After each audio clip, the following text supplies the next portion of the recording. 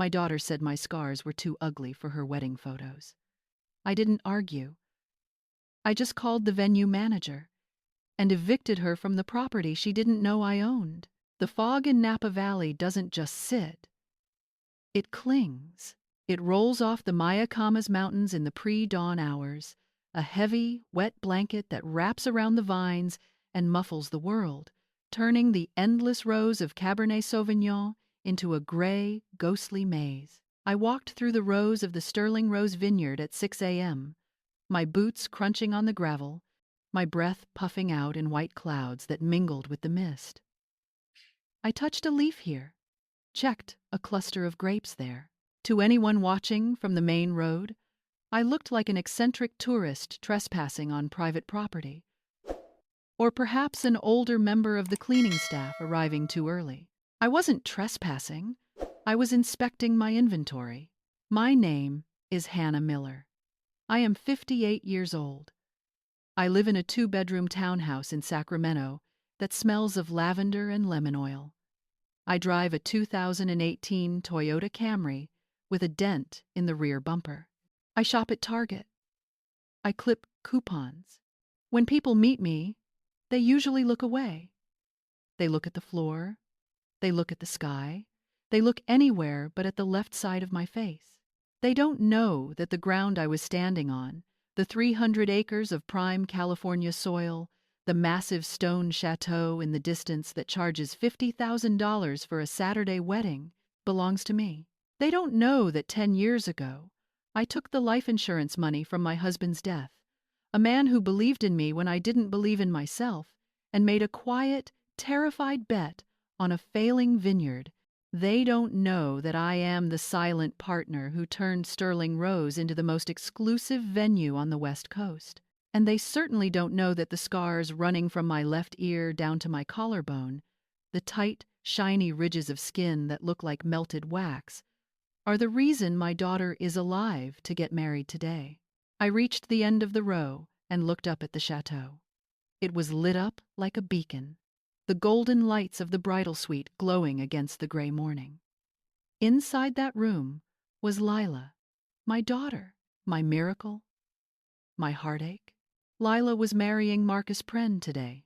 Marcus was a nice enough boy, a tech sales representative with perfect teeth and a handshake that was a little too firm, as if he were trying to prove he belonged in a room he couldn't afford. He loved Lila, or at least, he loved the version of Lila she posted on the internet. The curated Lila. The Lila who posed with artisanal coffees and spoke about manifesting abundance. He didn't know the real Lila. The Lila who screamed if her latte foam wasn't symmetrical. The Lila who had spent the last year treating this wedding not as a celebration of love, but as a coronation. I adjusted the silk scarf around my neck, pulling it higher to cover the worst of the scarring. It was a reflex. I had been doing it for 20 years. 20 years ago, our house in Sacramento had caught fire in the middle of the night. An electrical short in the walls. I woke up to the smell of smoke and the roar of flames. I got out. My husband got out, but Lila, 5-year-old Lila, was trapped in her bedroom. The hallway was an inferno. The firefighters hadn't arrived. My husband tried to go in, but the roof collapsed on the landing, blocking him. I didn't think. I didn't calculate. I just ran. I ran through the fire. I felt the heat searing my skin, smelling my own hair burning. I found her huddled in the closet, screaming. I shielded her with my body. I carried her out. She didn't get a scratch. Not one single burn. I took it all. I took the fire so she could have perfection. And how did she repay me? Mom, can you move? You're blocking the light. That was what she had said to me yesterday at the rehearsal dinner when I tried to hug her. I shook off the memory and walked toward the main building. The catering trucks were arriving. The florists were unloading thousands of white roses. The chaos of a perfect day was beginning. I entered through the service entrance. The kitchen staff stopped what they were doing. "Good morning, Mrs. Miller." The head chef, a large man named Marco, said respectfully. He knew. The staff knew.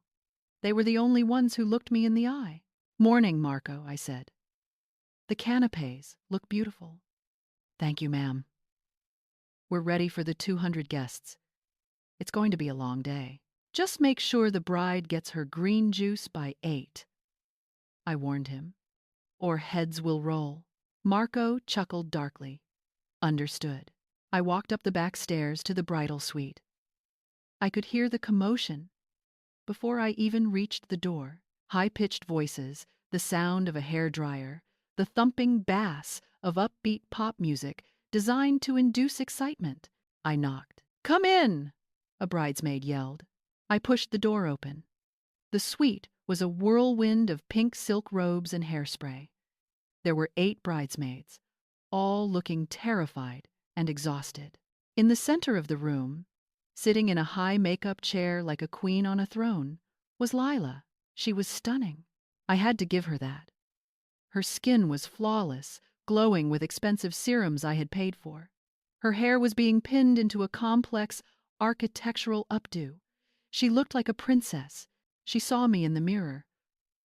Her eyes flickered. She didn't smile. "Mom," she said, "you're late. The photographer is already setting up the detail shots." "I was taking a walk," I said, stepping inside. "The vineyard is beautiful this morning." "It's foggy," Lila snapped. "I specifically manifested sun. If it doesn't clear up by the ceremony, I'm going to sue the weather." She wasn't joking. "It will burn off," I said soothingly. "How are you feeling?" "Stressed," she said, closing her eyes as the makeup artist applied false lashes. "Marcus sent me a text asking if he could wear his fun socks, the ones with the tacos on them. Can you believe that? Tacos. At the Sterling Rose.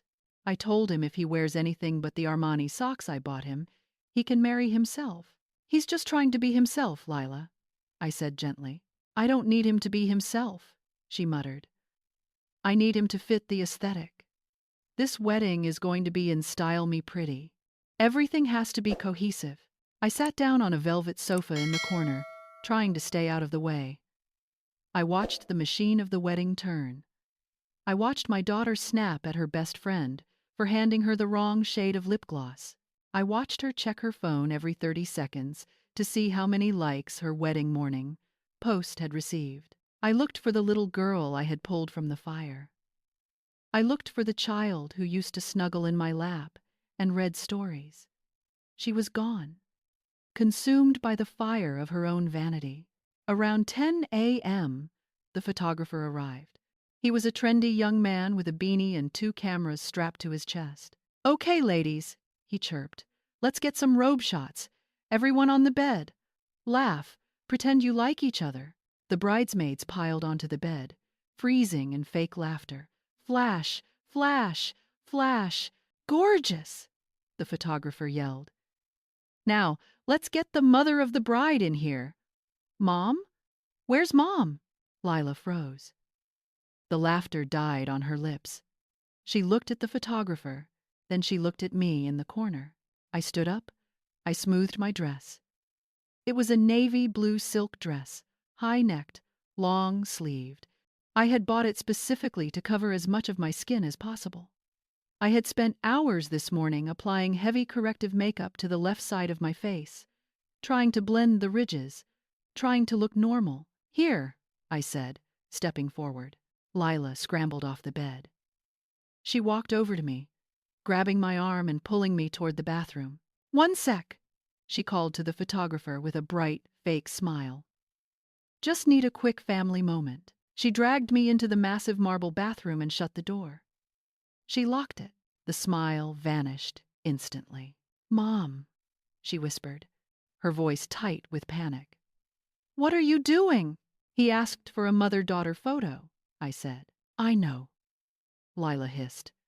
"But look at you." I looked in the mirror. I saw a woman with kind eyes and half a face that looked like a melted candle. I saw the history of my love for her etched into my skin. "I put on the makeup," I said softly. "The one You sent me. It's not covering it, she said, leaning in, inspecting my scars like a mechanic inspecting a dented fender. The texture, the light is going to catch it. It's going to look jagged. Lila, I said, I am your mother.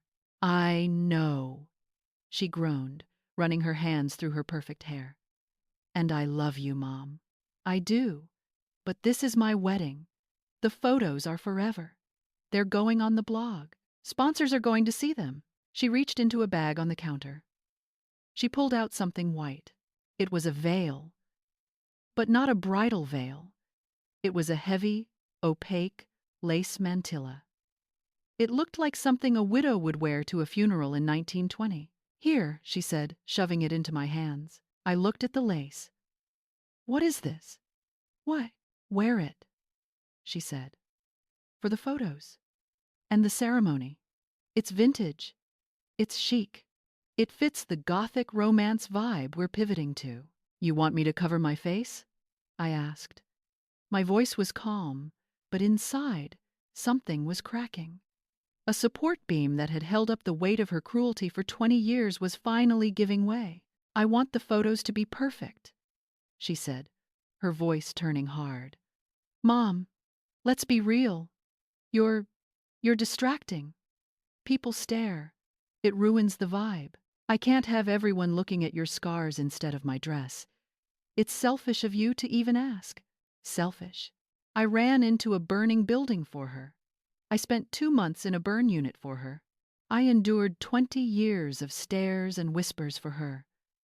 I worked quietly, investing, building a fortune so she could have college, cars, this wedding, and I was selfish. I looked at the veil in my hands. It was soft, expensive. I looked at my daughter. She wasn't looking at me.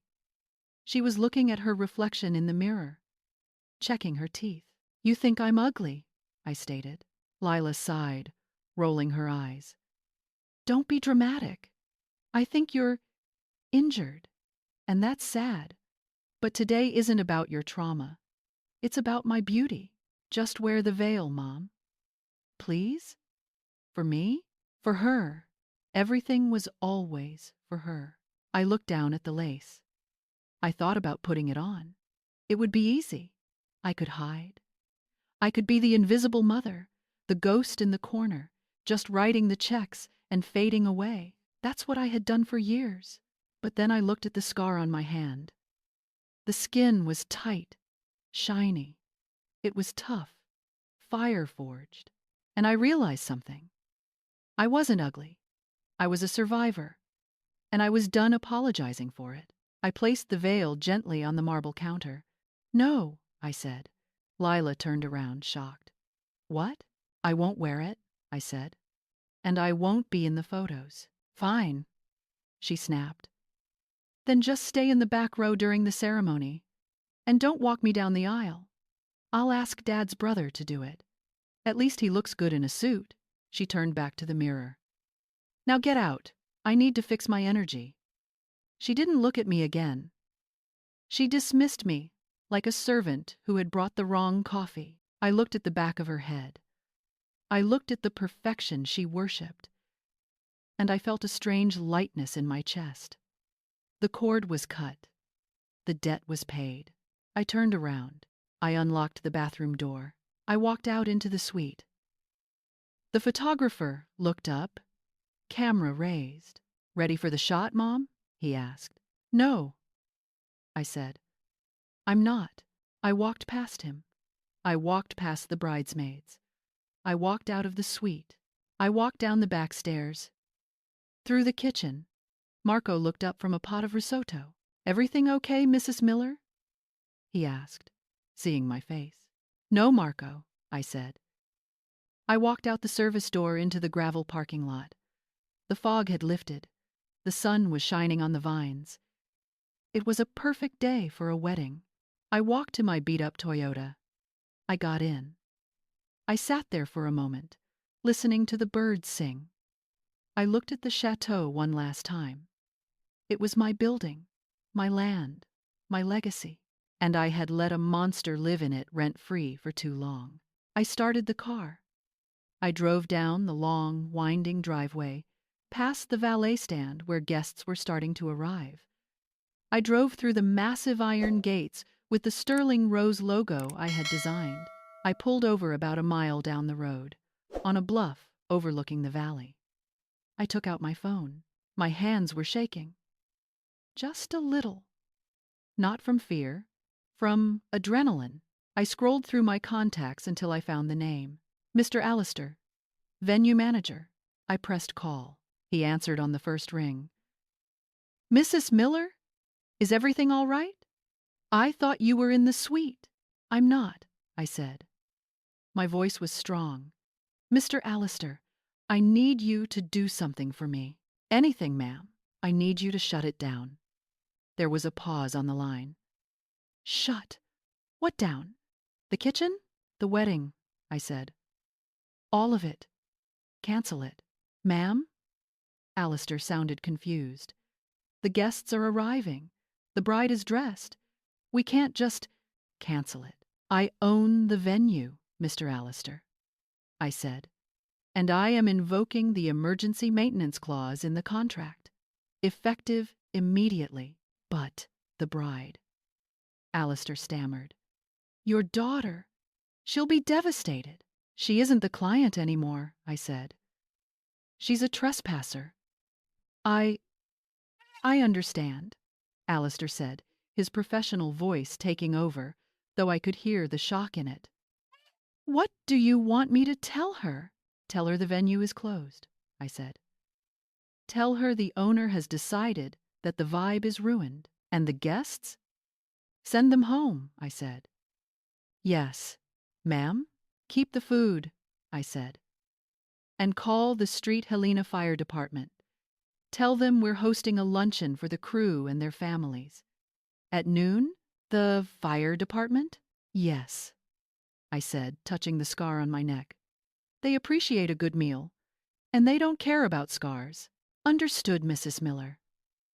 I'll take care of it. 9. For yous, we can't for 5. No. Oh, and Allister? Yes. Call security, I said. She's going to scream. I hung up the phone. I looked out at the valley. It was done. The bridge wasn't just burned. I had nuked it from orbit. I put the car in drive and headed toward the fire station. For the first time in 20 years, I wasn't hiding. I was heading toward the heat. The phone call ended, but the silence in my car felt loud. I imagined the radio waves traveling back up the hill, entering the receiver of the venue manager's phone, and detonating the bomb I had just armed. Back at the Sterling Rose, Mr. Allister stared at his phone. He was a man of impeccable composure, a British expat who had managed royal events and high-stakes diplomatic dinners.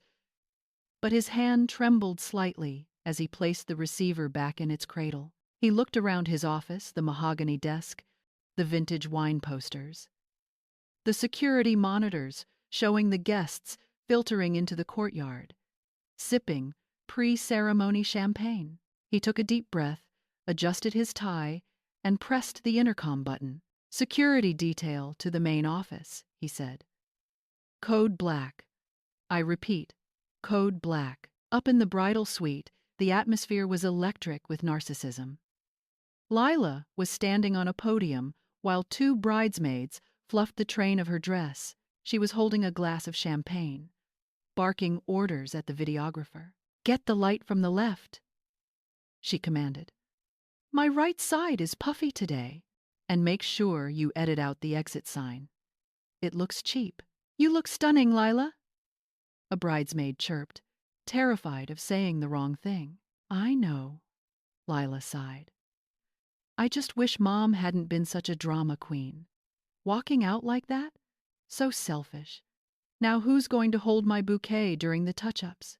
The door to the suite opened. Lila spun around, ready to scream at a caterer or a late florist. I said no interruptions until she stopped. It wasn't a florist.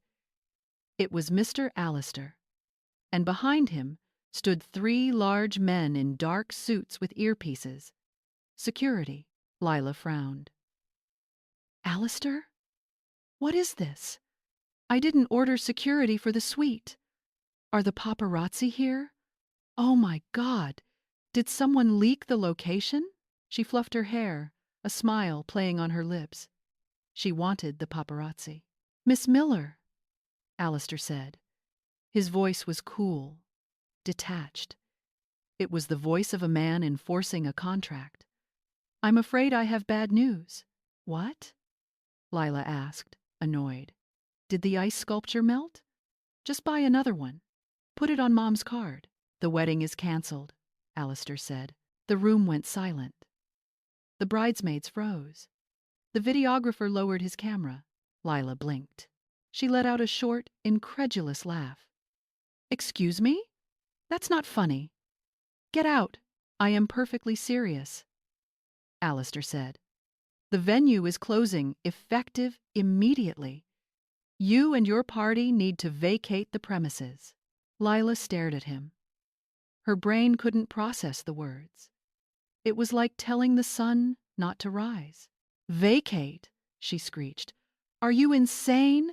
My guests are downstairs. The ceremony starts in 30 minutes.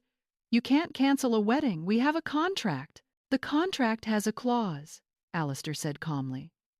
Clause 14b. The owner reserves the right to revoke usage of the property at any time for emergency maintenance or security concerns. Emergency maintenance! Lila yelled, stepping off the podium. Everything is fine. Look around. It's perfect. The emergency is administrative, Alistair said. The owner has terminated your booking. Well, call the owner, Lila shouted, marching up to him. Get him on the phone. I'll sue him. I'll ruin him. Do you know who I am? I have 50,000 followers. I'll burn this place to the ground online. You can't sue the owner, Miss Miller, Alistair said softly. Why not? Because, Alistair said, a hint of steel entering his voice. The owner is your mother. Lila froze. Her mouth hung open. Mrs. Hannah Miller, Alistair clarified. She bought the Sterling Rose 10 years ago. She owns the land. She owns the building. She owns the wine. And she just called me, she said. Alistair paused, savoring the moment slightly. She said you fired her as a mother, so she is firing you as a client. The color drained from Lila's face. She looked like a ghost in a wedding dress. That's a lie, she whispered. Mom is broke. She lives in a townhouse. She drives a Camry. She lives in a townhouse because she invests her profits. Alistair corrected. She is a very wealthy, very humble woman.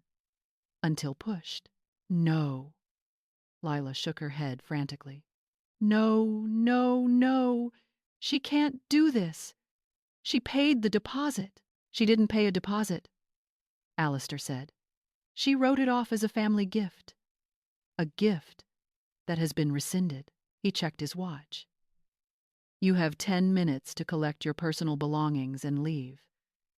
Security will escort you to the parking lot. I'm not leaving, Lila screamed. She grabbed a vase of white roses and threw it at the wall. It shattered, water and flowers exploding everywhere. This is my day.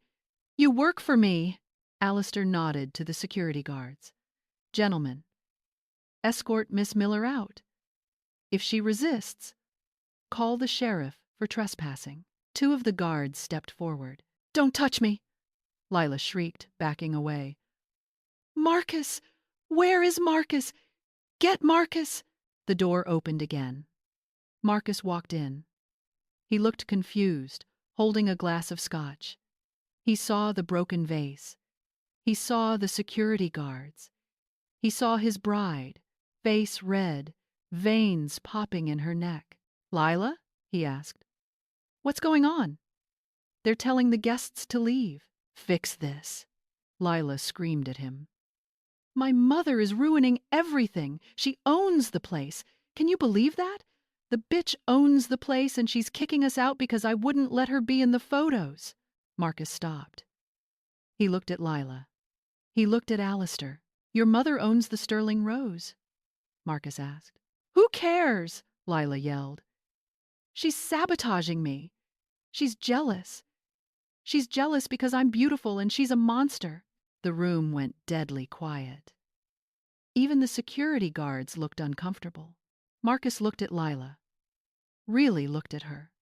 He saw the rage. He saw the entitlement. He saw the ugliness that no amount of makeup could cover. She ran into a fire for you, Marcus said quietly. That's how she got those scars. You told me that. So what? Lila spat. That was 20 years ago. Does she want a medal every day? She's ruining my aesthetic. Marcus looked down at his scotch. He took a sip. Then he set the glass on a table. I think, Marcus said slowly, that the aesthetic was already ruined. What does that mean? Lila demanded. It means I'm leaving, Marcus said. Good. Let's go. We'll go to the courthouse. We'll sue her. No, Marcus said. I mean, I'm leaving you. Lila gasped. What? You can't. It's our wedding day. Technically, Marcus said, looking at Alistair. The wedding is canceled. So we aren't married. He reached into his pocket and pulled out the ring box, the wedding band he was supposed to put on her finger in an hour. He placed it on the table next to the scotch. I can't marry someone who treats their mother like that, Marcus said. I can't. Good luck, Lila. He turned and walked out. Marcus! Lila screamed. Marcus! Come back here! You're nothing without me! I made you! He didn't turn back. Lila stood alone in the center of the room, surrounded by security guards and terrified bridesmaids. Her empire of perfection had crumbled in 20 minutes. Miss Miller, Alistair said gently. Your car is waiting. Down in the parking lot. It was chaos. Guests were milling around, confused. Valets were retrieving cars as fast as they could. The rumor mill was spinning at light speed. Canceled? The mother owns it? Did you hear what she said to the groom? I sat in my car on the bluff, watching the exodus. I saw the line of Bentleys and Porsches snaking down the driveway, leaving. Then I saw Lila. She came out the side door, flanked by security. She was still in her dress, the massive white skirt dragging in the gravel dust. She wasn't walking with dignity. She was stomping. She was screaming into her phone. I saw Marcus walk to his car, throw his tuxedo jacket in the back seat, and drive away, alone. I saw Lila's bridesmaids huddled together, whispering, then getting into an Uber without her. Lila was left standing in the dust, a queen without a court. I felt a pang of sorrow. A mother always feels sorrow when her child hurts. But it was a clean pain, like setting a broken bone. It hurt, but it was necessary for healing. I put the car in gear. I didn't go back to the vineyard. There was nothing for me there. Right now, I drove toward the fire station. The Napa Valley Fire Station #4 is a brick building nestled between two rolling hills. It's not glamorous. It smells of diesel and floor wax. I parked my Camry and walked to the front door. I rang the bell. A young captain opened the door. He looked surprised to see a woman in a formal navy gown standing there at noon on a Saturday. Can I help you, ma'am? I'm Hannah Miller, I said. His eyebrows shot up. Oh, wow, nice place. Is there a fire? No, I said. But there is a feast. I explained the situation. I told him there were 200 pounds of filet mignon, lobster tails, truffle risotto, and a 5-tier cake sitting untouched in my kitchen. I told him I had a staff of 20 waiters with nothing to do. I'd like to invite the station, I said.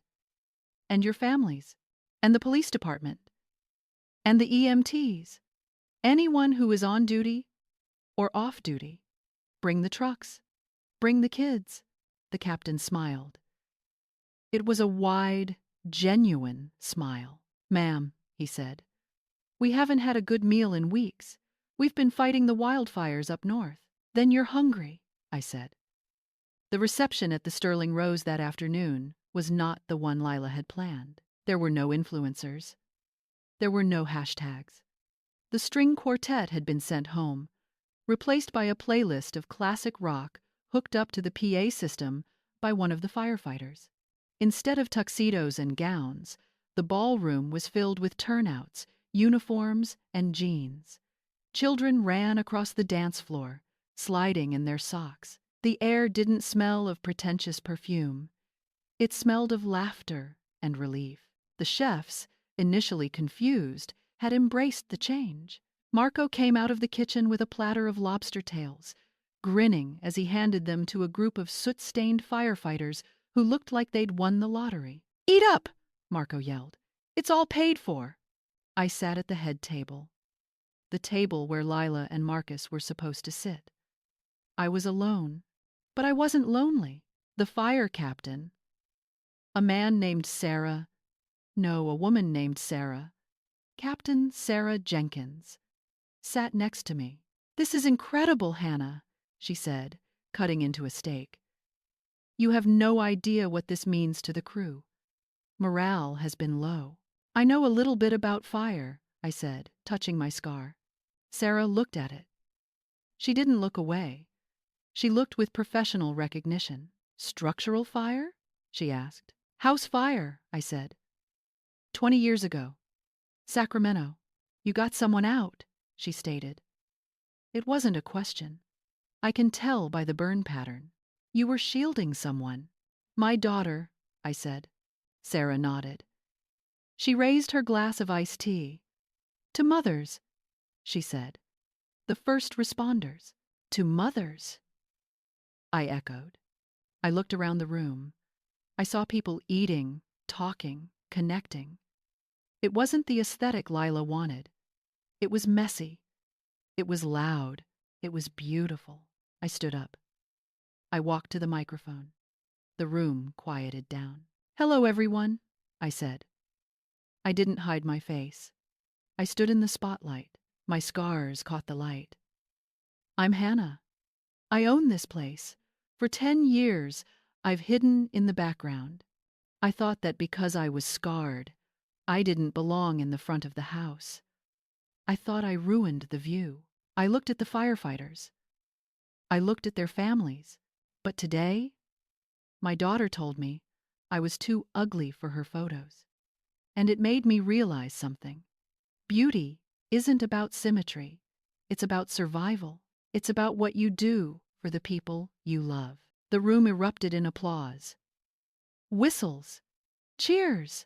"So," I said, raising a glass of my own Cabernet, "this vineyard is no longer a wedding venue for people who care more about napkins than vows.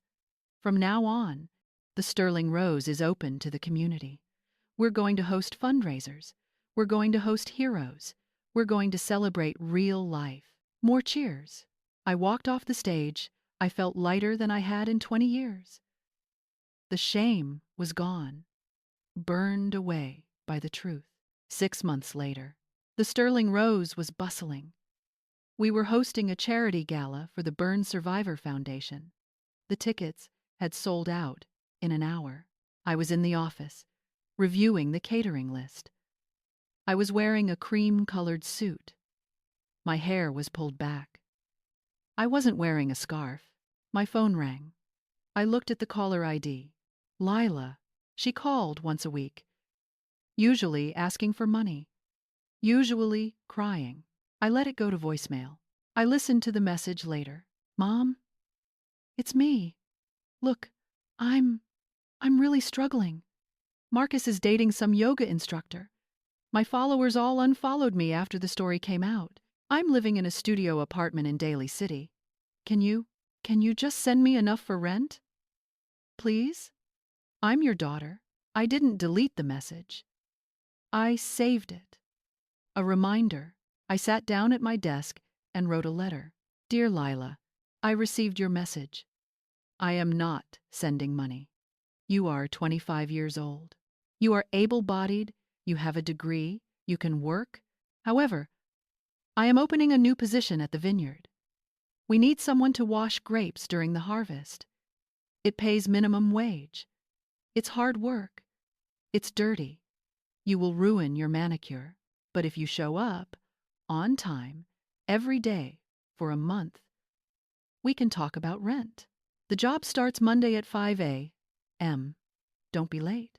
Love, Mom. I sealed the envelope. I put a stamp on it. I walked out of the office, into the sunshine. Guests were arriving. A woman with scars on her arms waved at me. I was Hannah Miller. I was scarred. I was wealthy. And I was finally, truly, free. They say beauty is skin deep, but ugliness goes all the way to the bone. Lila wanted a picture-perfect wedding, but she forgot that the frame is useless if the picture is rotten. Hannah learned that her scars weren't flaws. They were proof that she had loved harder than anyone else. If you enjoyed this story of justice and redemption, please like and subscribe. And remember, never let anyone tell you that you're ruining the view. You are the view.